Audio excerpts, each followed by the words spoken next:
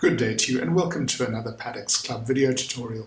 Today I'd like to share with you an experience that I had during a recent consultation. I was sitting with a chairlady and her managing agent, who I've known for many years. After some time I had no choice but to advise them that the body corporate would have to initiate an arbitration against a particular owner. And in this process I wanted to establish whether the body corporate had a good relationship with the litigation attorney, so I asked the managing agent who he used for the scheme's levy collection work, and I got what I considered the most surprising answer. The managing agent told me that he didn't use a litigation attorney or a debt collector for the levy collections. So I asked him to explain how he managed to keep the scheme on a level financial keel without ever having to sue any of the owners for arrear contributions. He told me that whenever a levy was not paid on due date, he personally telephoned the owner. He didn't ever delegate this task to his secretary or anyone else in the office. He made sure he spoke directly to the owner, and this, he assured me, usually resulted in him receiving the payment.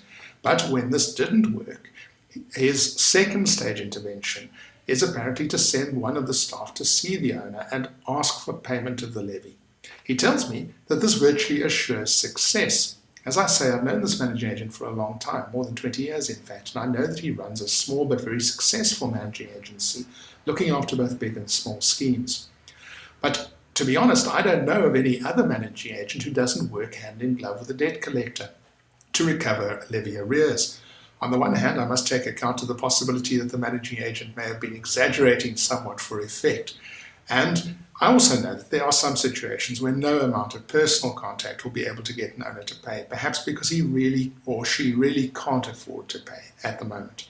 But not all situations are that dire, so perhaps it is worth spending a few minutes considering the possibility that your scheme's cash flow could be improved if, instead of writing standard letters or just handing levy arrears over to an attorney, you spoke to the owners and, if necessary, arranged for them to be visited by someone who could personally ask them for payment.